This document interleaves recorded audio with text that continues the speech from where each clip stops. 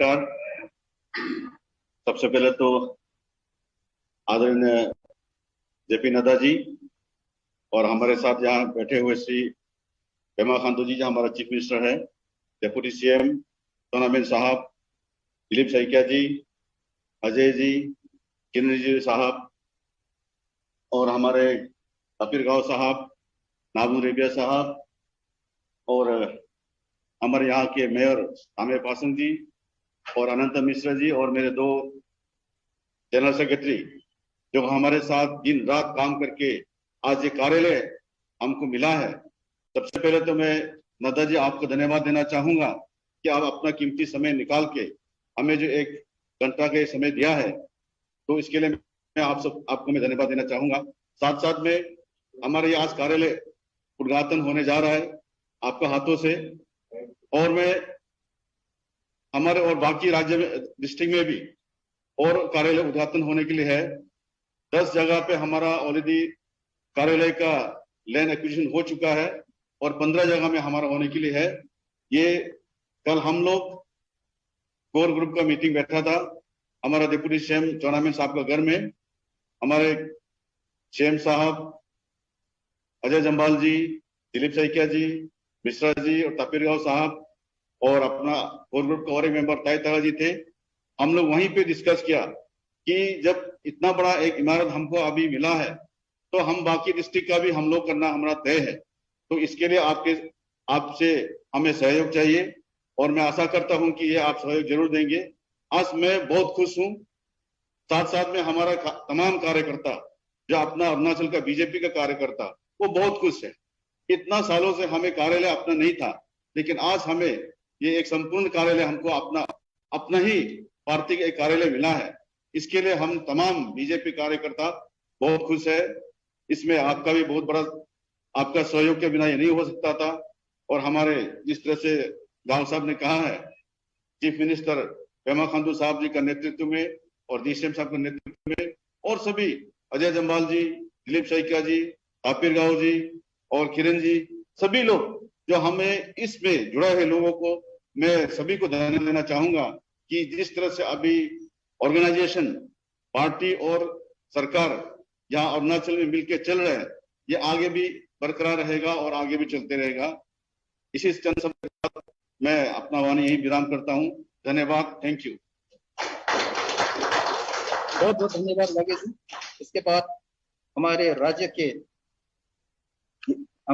के ऊर्जावान, दूरदर्शी और युवा लोकप्रिय मुख्यमंत्री मैं निवेदन करता हूँ कि वो आप इस सभा को संबोधित करें।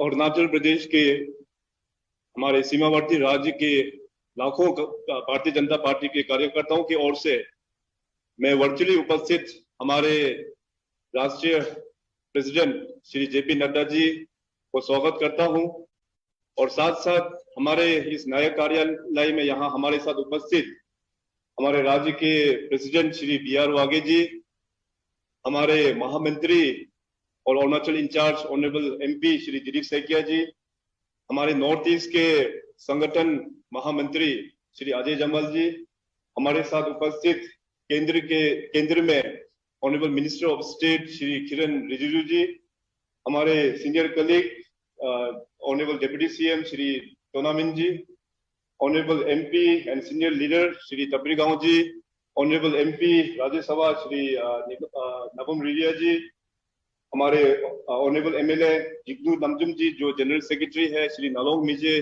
General secretary, Shri Anant Mishra ji organising secretary और हमारे साथ उपस्थित ईटानगर के फर्स्ट मेयर श्री तामे पासंग जी और साथ ही साथ आज के इस ओकेजन पर वर्चुअली जुड़े हुए सभी अरुणाचल प्रदेश के कार्यकर्ताओं, भाइयों और बहनों।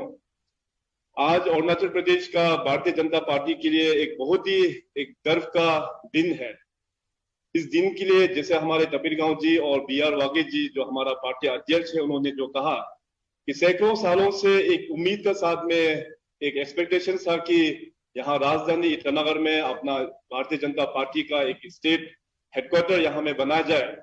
और आज के इस दिन में मैं सभी केंद्र के और हमारे राज्य के सभी भारतीय जनता पार्टी के कार्यकर्ताओं का, सीनियर कार्यकर्ताओं का बहुत बहुत धन्यवाद मैं देना चाहेगा, जिन्होंने इतना मेहनत करके उन सबके आशीर्वाद के कारण से आज इतना सुंदर कार्यालय हम लोगों को देखने को मिल रहा है।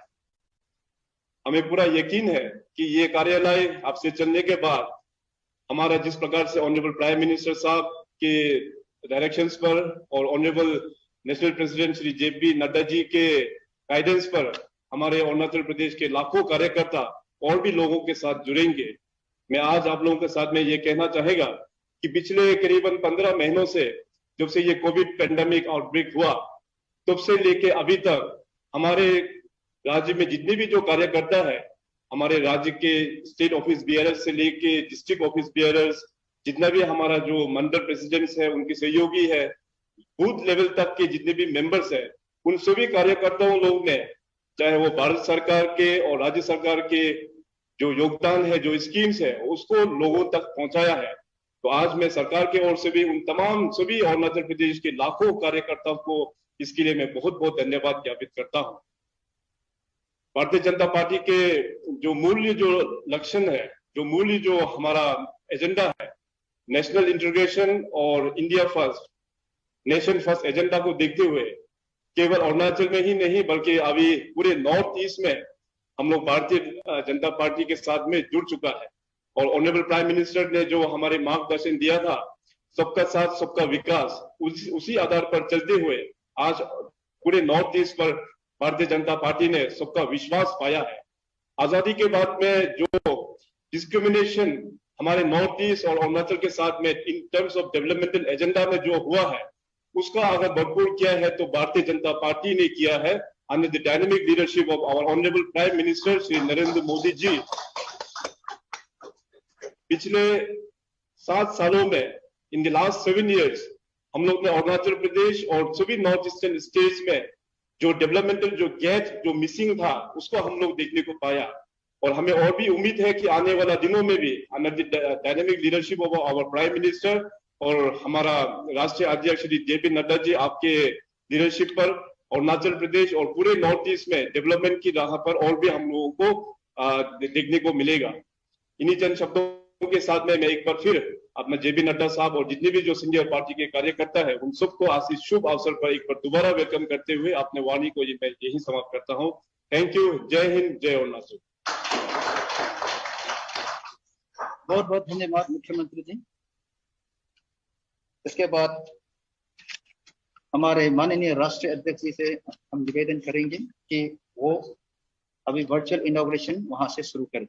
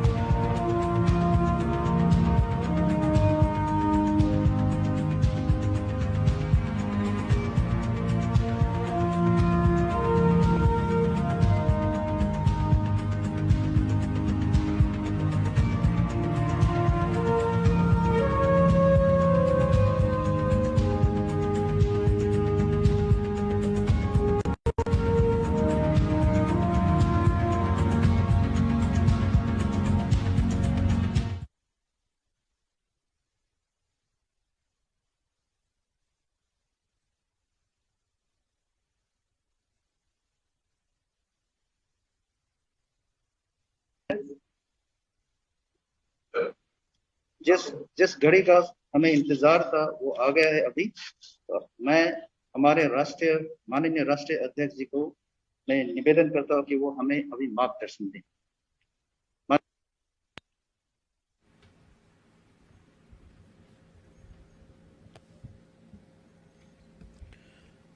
आज के इस कार्यक्रम में उपस्थित मेरे साथ अरुणाचल प्रदेश के यशस्वी मुख्यमंत्री श्री पेमा खांडू जी, हमारे भारतीय जनता पार्टी के बहुत ही जुझारू और कर्मशील अध्यक्ष श्री बियूराम वाघे जी, हमारे राष्ट्रीय महामंत्री भारतीय जनता पार्टी के श्री दिलीप सैकिया जी, हमारे संगठन मंत्री श्री अजय जम्वाल जी, हमारे deputy chief minister Shri Chowna Mein ji, हमारे भारत सरकार में मंत्री और मेरे वरिष्ठ मित्र और सहयोगी श्री किरण रिजिजू जी, हमारे साथ से जिन्होंने काम किया और अरुणाचल प्रदेश के वरिष्ठ नेता श्री तापिर गाव जी, हमारे नाबाम रेबिया जी जो मेंबर ऑफ पार्लियामेंट है राज्यसभा में, और मेरे साथ यहाँ उपस्थित भारतीय जनता पार्टी के अरुणाचल प्रदेश के उपाध्यक्ष वाइस प्रेसिडेंट श्री तापक लिंदो जी, हमारे सभी अरुणाचल प्रदेश के वरिष्ठ कार्यकर्ता सहयोगीगण जो आज इस कार्यक्रम में जुड़े हैं, आप सबको इस कार्यक्रम में आने के लिए मेरी ओर से और हम सब की ओर से आप सबको बहुत बहुत बधाई। जब मैं अरुणाचल प्रदेश की बात करता हूं, तो अरुणाचल प्रदेश ऐसा प्रदेश है जहां भारत की भूमि पर सूरज की किरणें सबसे पहले पड़ती भी हैं और सूर्य देवता का आशीर्वाद भी अरुणाचल प्रदेश को सर्वप्रथम मिलता है। ऐसे प्रदेश को आज मुझे उनके कार्यकर्ताओं को संबोधन करने का मौका मिल रहा है। हमारे यहाँ हम कहते हैं कि अरुणाचल जागता है, उसके बाद ही सारा देश जागता है। यह अरुणाचल प्रदेश की विशेषता है। अरुणाचल प्रदेश भारत की संस्कृति और परंपराओं को एक प्रतिनिधित्व करता है और भारत की बहुत गहरी परंपराएं और ट्रेडिशंस और उसके साथ साथ संस्कृति का उद्योतक है तो वो अरुणाचल प्रदेश है। हमारे अरुणाचल प्रदेश के लोग इस बात के लिए जाने जाते हैं, वीरता के लिए जाने जाते हैं, राष्ट्रीयता के लिए जाने जाते हैं, राष्ट्र से ओत प्रोत होकर देश की सेवा करने में हमेशा अग्रगणी रहे हैं। वैसे हैं हमारे अरुणाचल प्रदेश के लोग। ऐसे लोगों से मिलने का आज सौभाग्य मिल रहा है। साथ ही साथ यह ऑर्किड ऑफ कंट्री माना जाता है। ये बागीचों का देश है और वहाँ जिसको कहते हैं कि खेत खलिहान से ज़्यादा के साथ साथ बागीचों के लिए भी यह प्रदेश जाना जाता है। मित्रों, आज मुझे खुशी हो रही है कि मुझे ऐसे प्रदेश में वर्चुअली जुड़ने का मौका मिला है और वर्चुअली जुड़ते हुए अपने प्रदेश के नए कार्यालय का श्री गणेश करने का भी मौका मिला है।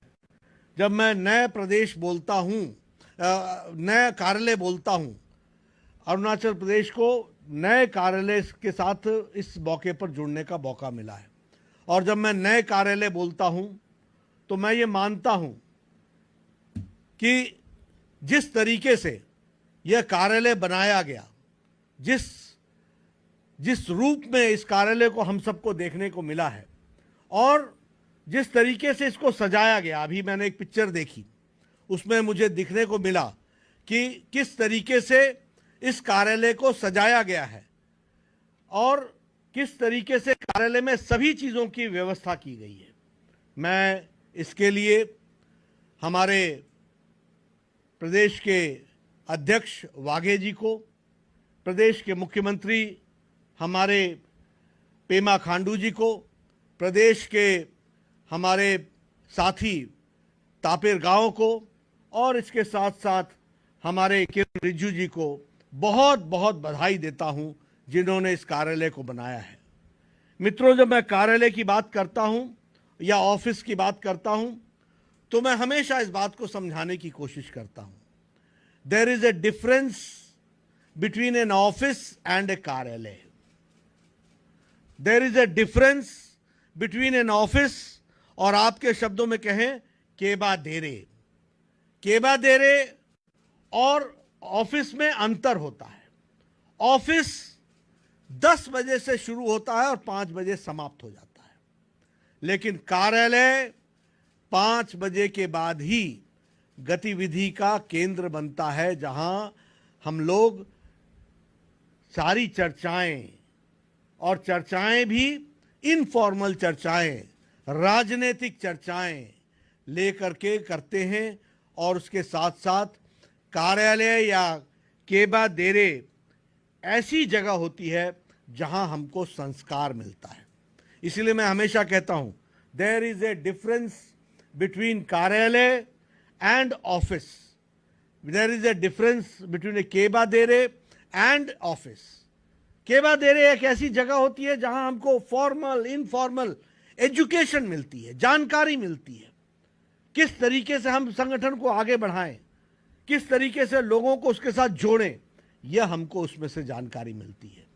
साथ ही साथ हम यह भी जानते हैं कि कार्यालय 5 क से खड़ा होता है, और 5 क होते हैं कार्यालय, कोष, कार्यकर्ता, कार्यकारिणी और कार्यक्रम। ये 5 क होते हैं। कार्यकर्ता भी चाहिए, कोष भी चाहिए, कार्यालय भी चाहिए, कार्यकारिणी भी चाहिए और कार्यक्रम भी चाहिए। आज मुझे खुशी है कि अरुणाचल प्रदेश में कार्यकर्ता भी था, कार्यकारिणी भी थी, कार्यक्रम भी था। आज कार्यालय आपको मिला है, इसके लिए मैं आपको बधाई देता हूं। हम जानते हैं कि भारतीय जनता पार्टी पिछले 4 दशक में खड़ी हुई है, और अरुणाचल प्रदेश में 2 दशक में पार्टी ने अपने आप को एक रेंटेड कमरे से निकाल करके वह आज एक बड़ा कार्यालय में आज शिफ्ट होते हुए एक बड़ा रूप भी मिला है, ये हम सब जानते हैं। अगर मैं इस कार्यालय के बारे में चर्चा करूं तो हम जानते हैं कि इसका कंस्ट्रक्शन 472 स्क्वायर मीटर्स में हुआ है, 6 फ्लोर्स हैं और इसमें 33 कमरे हैं, कॉन्फ्रेंस हॉल है, कैंटीन है, लाइब्रेरी है, ई लाइब्रेरी है, सदस्यता अभियान है, आईटी और सोशल मीडिया का कैमरा है। और इसमें डिटेल में हम सब जानते हैं कि आप लोग कार्यालय का कंस्ट्रक्शन प्रदेश के ज़िलों में भी कर रहे हैं, जैसे पासीघाट, ज़ीरो, नामसाई, तिराप दिमोली, उसी तरीके से वेस्ट केमांग और भालूपोंग। इस तरीके से आप इन स्थानों पर भी आप कार्यक्रम कर रहे हैं, और आगे चल कर के वहाँ भी कार्यालय का कंस्ट्रक्शन होगा और उसको वहाँ पर भी कार्यालय के सुविधा हम सबको मिलेगी। मैं इसके लिए आप सबको बधाई भी देता हूँ और शुभकामनाएं भी देता हूँ कि आप लोगों ने पार्टी को स्थायी रूप बनाने में अपना बहुत बड़ा योगदान किया है, और कार्यालय को विकसित करके आपने एक तरीके से संस्कार केंद्र बनाया है। इसके लिए मैं बधाई देता हूँ। मैं जानता हूँ कि इस कार्यालय के आने से आप सब लोगों के संस्कार भी और पार्टी की रीति नीति को समझने में यह उपयोगी उपकरण होगा। इसके साथ साथ आप भारतीय जनता पार्टी के हमारे कार्यकर्ता लिटरेचर, पॉलिसी, प्रोग्राम्स, इसको और गहराई से समझ सकेंगे, जान सकेंगे। इसके लिए मैं आपको बधाई देता हूं। भारतीय जनता पार्टी अरुणाचल प्रदेश में बहुत कम समय में लेकिन तीव्र गति से बढ़ी है। हमें याद है कि 1985 में हमारे पास 1 एमएलए होता था, आज हमारी सरकार है, 48 एमएलए है। और हम सब ने यह भी हमको जान करके खुशी होती है कि पिछले ग्राम सभा के चुनाव में, जिला परिषद के चुनाव में और ईटानगर म्युनिसिपल कॉरपोरेशन के इलेक्शन में सब में भारतीय जनता पार्टी ने जीत हासिल की है। और अगर मैं ईटानगर कॉरपोरेशन की बात करूं तो 20 में से 10 स्थान भारतीय जनता पार्टी ने जीती है। हमको इस बात की भी खुशी है कि भारतीय जनता पार्टी हर एक लड़ाई में पार्टी के साथ खड़ी होकर के कंधे से कंधा मिला करके उसने अपने आप को चलाया है और आगे बढ़ाया है। मित्रों, जब हम कार्यालय का वर्चुअल उद्घाटन कर रहे हैं, मेरी इच्छा थी कि मैं आऊं और आपके बीच में इसका उद्घाटन करूं, लेकिन कोरोना संक्रमण ने हम सब लोगों को घेर भी लिया और विपत्ति काल में वर्चुअल मीटिंग के माध्यम से आप सबसे जुड़ने का मौका मिला है। लेकिन हमको इस बात की भी खुशी होती है कि जिस तरीके से मोदी जी के नेतृत्व में भारत सरकार ने अपने आप को कोविड से लड़ने के लिए तैयार किया, वह सच में प्रशंसनीय भी है और वह देश की ताकत के बारे में प्रतिलक्षित करता है।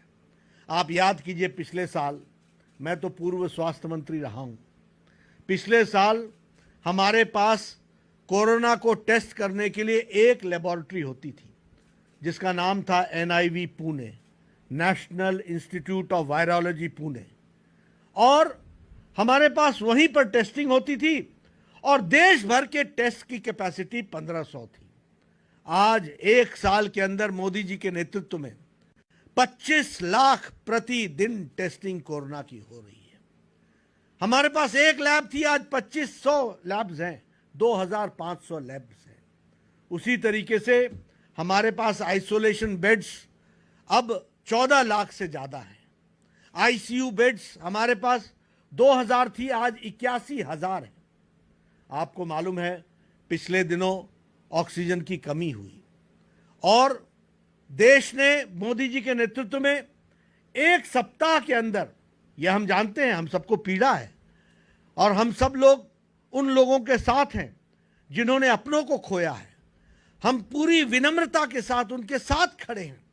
हम पूरी विनम्रता के साथ उनके साथ, जहां हम उनके दुख में शरीक हो रहे हैं, वहीं हम ये बताना चाहेंगे कि यह शताब्दी की सबसे बड़ी महामारी, जिसके बारे में किसी ने कल्पना नहीं की थी, ऐसी महामारी आई। लेकिन प्रधानमंत्री जी के नेतृत्व में जहां हम 900 मेट्रिक टन अपना ऑक्सीजन प्रोड्यूस करते थे, वहां हम लोगों 9,446 मेट्रिक टन हम बनाने लगे और यह हम लोगों ने देने की कोशिश की।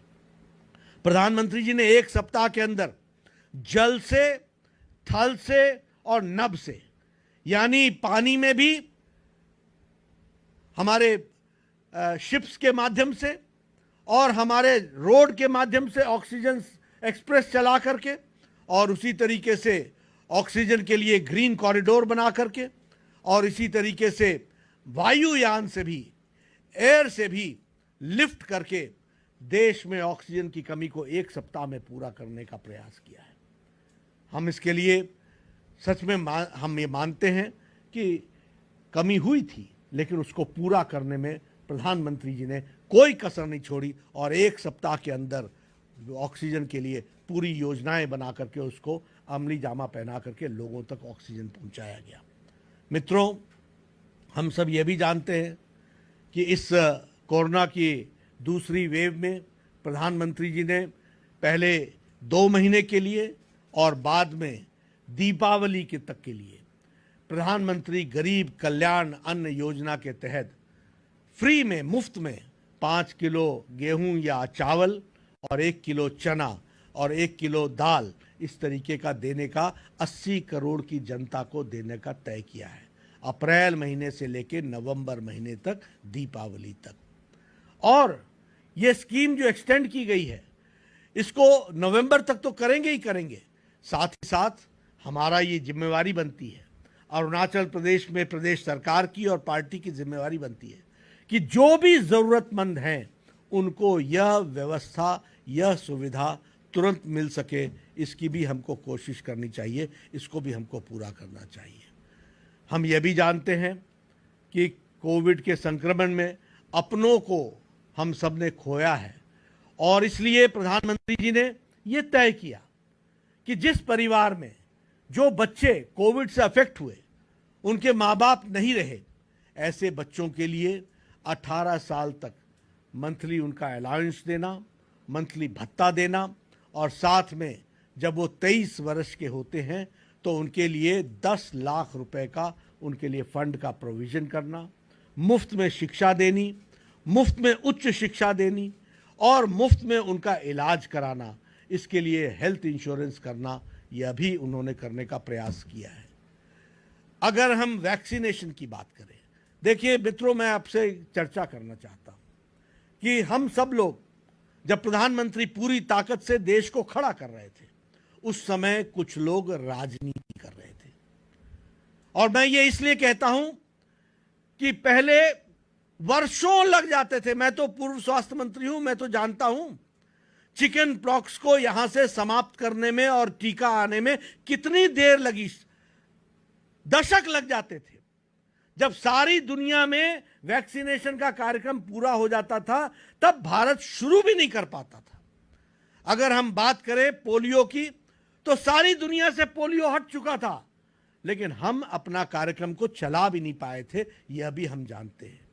लेकिन जब कोविड आया तो हमारे प्रधानमंत्री मोदी जी ने उसी दिन तय किया, और उस समय अप्रैल महीने में यह तय हुआ कि हम अपना वैक्सीनेशन का रिसर्च भी करेंगे और वैक्सीन के कार्यक्रम को चलाएंगे।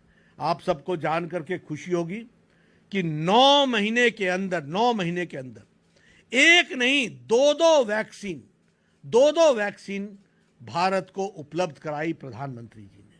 और जब ये वैक्सीन बन रही थी तो उस समय क्या कहा जा रहा था? जब वैक्सीन बन रही थी तो हमारे वैक्सीन बनाने वालों का मनोबल तोड़ा जा रहा था। भारत बना पाएगा क्या? वैक्सीन का क्या होगा? इसमें ट्रायल्स हुए हैं क्या? यहां तक कि कह दिया कि do not consider us to be guinea pigs, don't put our life into danger, ये कांग्रेस के नेताओं ने कहा। यही नहीं, इसके साथ कहा वी आर नॉट रैट्स, हमारे ऊपर प्रयोग नहीं करो। किस तरीके से वैक्सीनेशन प्रोग्राम को डिरेल करने का और मनोबल तोड़ने का काम विपक्ष के लोगों ने किया है, यह हम जानते हैं। लेकिन मोदी जी ने अभी दुनिया को तो छोड़िए, देश के अंदर 2 वैक्सीन बना करके रोल आउट कर दिया, यह हम जानते हैं। अब जहां तक प्रोडक्शन का सवाल है, तो हम यह भी कहना चाहेंगे कि आज प्रोडक्शन 1 करोड़ वैक्सीन प्रति माह हो रहा है अप्रैल महीने में, और यह वैक्सीन जुलाई अगस्त में 6 से 7 करोड़ प्रति महीने हो जाएगा। और यह भी आशा है कि सितंबर महीने तक यह 10 करोड़ प्रति माह वैक्सीन की डोजेस बनेंगी। पहले 2 कंपनियां वैक्सीन बनाती थी, आज 13 कंपनीज मैन्युफैक्चर कर रही हैं, और दिसंबर तक 19 कंपनियां मैन्युफैक्चर करने लगेंगी। दिसंबर तक लगभग 200 करोड़ वैक्सीन के डोजेज हम लोगों को उपलब्ध हो जाएंगे। यह हमारा रोड मैप है, इसको हमको सोचना चाहिए। यह हमारा रोड मैप है। और मैं ये भी बताना चाहता हूं वैक्सीन के बारे में, जो लोग राजनीति करते हैं, लगभग 23,61 लाख लोगों को वैक्सीन लग चुकी है, उनको डोज एडमिनिस्टर हो चुका है। और यह हमको यह भी ध्यान में रखना चाहिए कि यह फास्टेस्ट पेस पर चलने वाला यह वैक्सीन है, फास्टेस्ट पेस। डेवलप्ड नेशन से भी ज्यादा तीव्र गति से वैक्सीनेशन का कार्यक्रम चल रहा है। जो डेवलप्ड नेशंस ने जिस तरीके से वैक्सीनेशन किया, उससे ज्यादा तीव्र गति से यह हमारा वैक्सीनेशन का प्रोग्राम चल रहा है। हमारी केंद्र की सरकार ने अब तय किया है कि वैक्सीनेशन को फ्री में, मुफ्त में ये वैक्सीनेशन सभी भारतीयों को लगेगा, और ये फास्टेस्ट वैक्सीनेशन ड्राइव होगा। इसको भी हमको समझना चाहिए। इस तरीके का कार्यक्रम को आगे लेने का काम किया है। मैं ये भी यहाँ पर कहना चाहता हूँ इस वैक्सीनेशन के बारे में कि पहले कहते थे वैक्सीन हमें बनाने दो, हमें लेने दो, डिसेंट्रलाइज करो। जब डिसेंट्रलाइज कर दिया तो प्रदेश विपक्ष राजनीति करते हुए कहने लगा हमसे नहीं हो रहा, अब आप करो। और प्रधानमंत्री जी ने यह सारा वैक्सीनेशन का ड्राइव केंद्र सरकार ने अपने हाथ में लिया। इस बात को हमको समझना चाहिए, और हम ये कह सकते हैं कि दिसंबर माह तक सारे वैक्सीनेशन करने का काम पूरा होने की उम्मीद है। इस तरीके से हम इसको फास्टेस्ट वैक्सीनेशन प्रोग्राम की तरीके से ले रहे हैं। अगर मैं कोविड मैनेजमेंट की बात करूं अरुणाचल प्रदेश की, तो आपके यहाँ 7,500 टेस्ट पर डे आजकल हो रहे हैं। ऑक्सीजन बेड्स आपके 165 से बढ़कर के आप 505 हो गए हैं। आपके पीएसए ऑक्सीजन प्लांट्स आपने 7 जगहों पर इस्टेब्लिश किया है। आपके आईसीयू बेड्स 50 से बढ़ गए हैं, इंक्रीज हो चुके हैं। और उसी तरीके से आपने लगभग 1,90,000 लोगों को वैक्सीनेशन का डोजेज दिया है। मैं इसके लिए अरुणाचल प्रदेश के कार्यकर्ताओं को, नेताओं को, पेमा खांडू जी को बधाई देता हूं। छोटा प्रदेश है, लेकिन उसके बावजूद भी आपने कोरोना को रोकने के लिए हर संभव प्रयास किया और उसको आपने आगे बढ़ाया है। इसके लिए मैं बधाई देता हूं। मित्रों, इसी समय भारतीय जनता पार्टी भी सारे देश में सेवा ही संगठन है और सेवा ही संगठन का पार्ट फेज 2 इसको हम लोगों ने शुरू किया है। इसमें हम लोगों ने लोगों की सेवा करने के लिए हमारे करोड़ों कार्यकर्ता लाखों स्थान पर काम कर रहे हैं। मुझे खुशी है कि लगभग 1951 जगहों पर हमारे ब्लड बैंक के कैंप्स लगे। उसी तरीके से लगभग 4,100 के आसपास हेल्थ सेंटर्स खोले गए। 1 करोड़ से ज़्यादा फेस मास्क बांटा गया। लगभग 40 करोड़ फूड पैकेट्स बांटे गए। उसी तरीके से राशन किट लगभग 20 लाख के आसपास दिया गया। यह सेवा संगठन में सारे देश में काम हुआ है और अरुणाचल प्रदेश भी पीछे नहीं रहा है। फेस मास्क 21,000 आपने बांटे। जो आपने विलेजेस स्कैन किए थ्रू थर्मल स्कैनर्स और ऑक्सीमीटर, वो 1,200 आपने स्कैनर्स के माध्यम से आपने स्कैन किया। पीएम किसान सम्मान निधि 14 मई को जो उसकी लास्ट इंस्टॉलमेंट थी, उसमें हम सब जानते हैं कि 19,000 करोड़ रुपए खर्च हुआ है। और जब मैं 19,000 करोड़ रुपए की बात करता हूं, ये 8वीं किश्त थी जो 14 मई को दी गई। इस तरीके से लगभग 1 लाख करोड़ और 36,000 करोड़, इस तरीके का लगभग 8 किश्तों में किसानों को देने का काम भारतीय जनता पार्टी की सरकार मोदी जी के नेतृत्व में किसानों के लिए दिया गया है और अरुणाचल भी उससे लाभान्वित हुआ है। इसको हमको समझना चाहिए। जहां तक डीएपी का सवाल है, फर्टिलाइजर का सवाल है, 140% की हाइक, ये सब्सिडी देने का काम प्रधानमंत्री मोदी जी ने किया है। और लगभग जो बोरी 2,400 रुपए की आती है फर्टिलाइजर की, वह 1,200 रुपए में वह बोरी दी जा रही है। इसका मतलब यह हुआ कि 1 बोरी तुम खरीदोगे तो 1 बोरी मोदी जी की तरफ से तुमको मुफ्त मिलेगी। यह स्थिति मोदी जी ने किसानों के लिए की है और यह भी हमको ध्यान में रखना चाहिए। इस तरीके से काम हुआ है। अगर मैं अरुणाचल प्रदेश में के दृष्टि से या नॉर्थ ईस्ट के दृष्टि से चर्चा करूं, पहले ये प्रधानमंत्री आने के पहले नॉर्थ ईस्ट ये एक तरीके से जिसको बोलते हैं कि एक निग्लेक्टेड सा एरिया था। इस क्षेत्र के बारे में ज्यादा ध्यान नहीं दे पाती थी दिल्ली की सरकार। लेकिन प्रधानमंत्री मोदी जी के आने के बाद एक्ट ईस्ट के कार्यक्रम के तहत मेन फोकस में आज है तो वो नॉर्थ ईस्ट है और नॉर्थ ईस्ट के लिए काम किया जा रहा है। इसको हमको समझना चाहिए। मोदी जी ने कम से कम पिछले 5 सालों में 30 बार नॉर्थ ईस्ट का भ्रमण किया है और नॉर्थ ईस्ट के कार्यक्रम में गए हैं। नॉर्थ ईस्ट पहले किस बात के लिए जाना जाता था? एक्सट्रीमिज्म के लिए जाना जाता था, ब्लॉकेड्स के लिए जाना जाता था, वहां ड्रग्स के लिए जाना जाता था, आर्म्स ट्रैफिकिंग के लिए जाना जाता था, करप्शन के लिए जाना जाता था, कम्युनल टेंशन के लिए जाना जाता था। लेकिन आज अगर अरुणाचल प्रदेश और नॉर्थ ईस्ट जाना जाता है दुनिया में, तो वह कनेक्टिविटी के लिए जाना जाता है, वो इंफ्रास्ट्रक्चर के लिए जाना जाता है, वो स्पोर्ट्स के लिए जाना जाता है, खेल कूद के लिए जाना जाता है, वो एक्ट ईस्ट पॉलिसी के लिए जाना जाता है, वो ऑर्गेनिक फार्मिंग के लिए जाना जाता है। ये तस्वीर पिछले 5 साल में प्रधानमंत्री मोदी जी ने बदली है। कहां इंसर्जेंसी, कहां एक्सट्रीमिज्म, कहां ड्रग ट्रैफिकिंग, कहां करप्शन, कहां कम्युनल टेंशन, उससे निकल करके आज कनेक्टिविटी, इंफ्रास्ट्रक्चर, डेवलपमेंट और ग्लोबल दृष्टि से जुड़ने का काम, कनेक्टिविटी की दृष्टि से यह काम नॉर्थ ईस्ट में हुआ है। मैं आपको यह भी बता दूं कि यूपीए की सरकार में, कांग्रेस की सरकार में अरुणाचल प्रदेश को 13th फाइनेंस कमीशन में सिर्फ 89,168 करोड़ मिले थे। लेकिन जब मोदी जी की सरकार 2014 में आई तो 251% का उछाल आया और 251% के उछाल के साथ 3.13 लाख करोड़ रुपए अरुणाचल प्रदेश को मिला है। इस बात को हमको समझना चाहिए।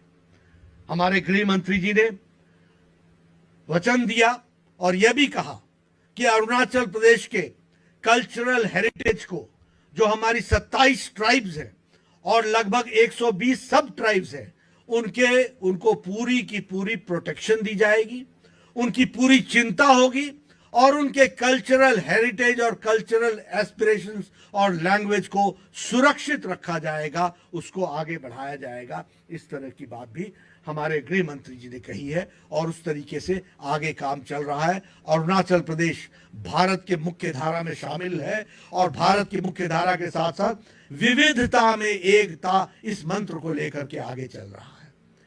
सिसेरी रिवर पर जो ब्रिज बना, उसका इनॉग्रेशन 15 नवंबर 2019 को, उसी तरीके से लोअर दिबांग वैली में अरुणाचल प्रदेश में ये हुआ और उसी तरीके से अरुणाचल प्रदेश में 200 मीटर लॉन्ग जो कट डाउन, 200 मीटर लॉन्ग जो कट था डाउन, उसको ट्रैवल में पासी घाट में उसको पूरा किया गया। जो आप 5 घंटे में रोइंग करके करते थे, उसको पूरा किया गया। इसको भी हमको समझना चाहिए। 9 फरवरी 2019 को प्रधानमंत्री जी ने 4,000 करोड़ रुपए के उन्होंने शिलान्यास किए और प्रोजेक्ट्स का अनवेल किया, अनावरण किया। एक नया ग्रीनफील्ड एयरपोर्ट ईटानगर में सेट किया जा रहा है और यह 2022 में इसका इनॉग्रेशन हो जाएगा। यह पहला एयरपोर्ट होगा capital city of Arunachal Pradesh में। उसी तरीके से सेला टनल जो इंश्योर करेगा all weather continuity between Guwahati and Tawang, इसका भी इनॉग्रेशन 2022 में हो जाएगा और यह ट्रैवल टाइम कम से कम 2 घंटा रिड्यूस कर देगा। एक तो ऑल वेदर हो जाएगा और टाइम को भी ये कम करेगा। इस बात को हमको समझना चाहिए।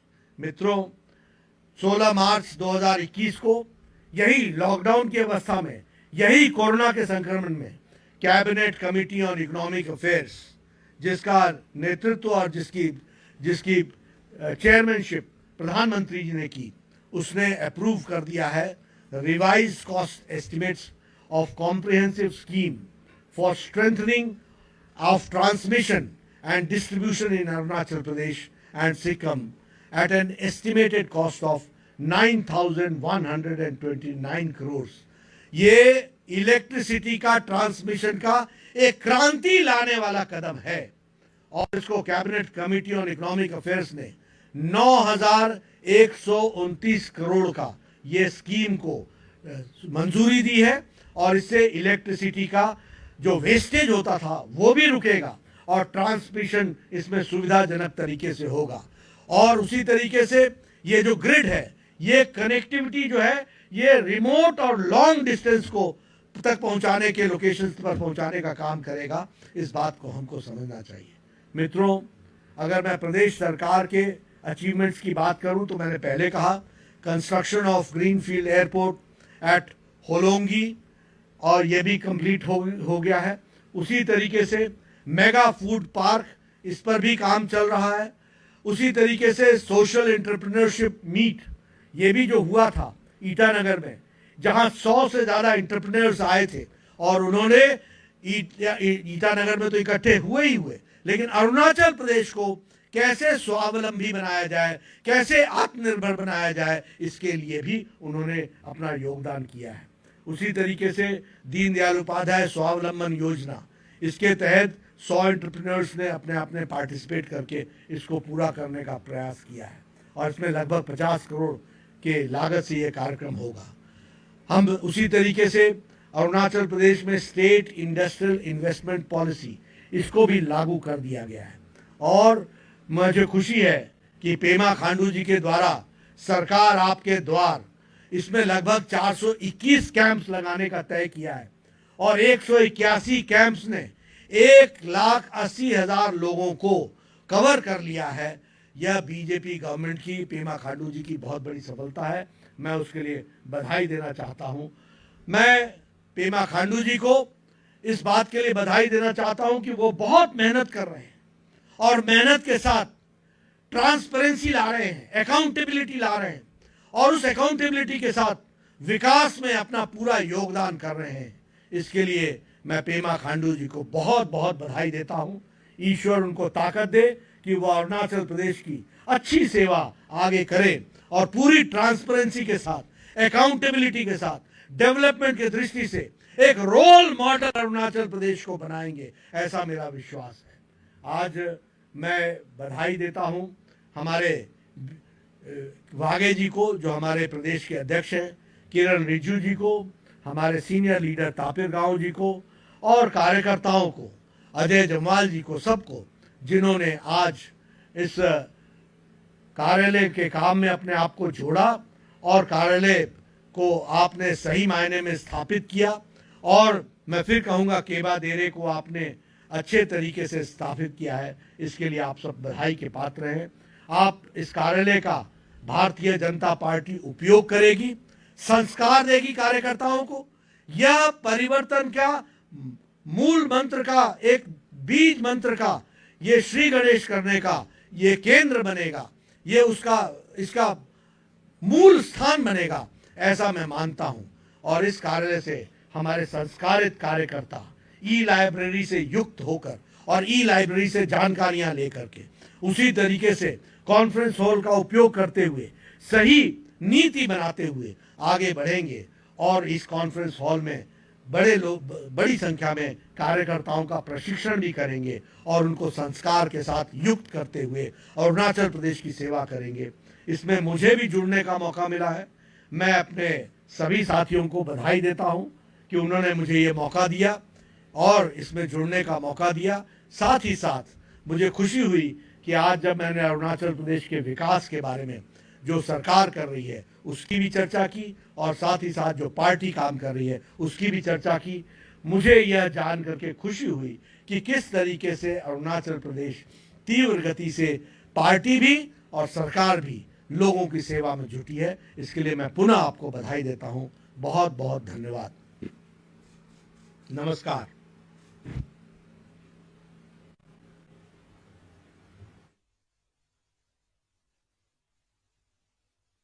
राष्ट्रीय अध्यक्ष जी, आपका मार्गदर्शन के लिए मुझे विश्वास है कि हम सभी भारतीय जनता और कार्यकर्तागण आपका मार्गदर्शन से काफी इंस्पायर होंगे।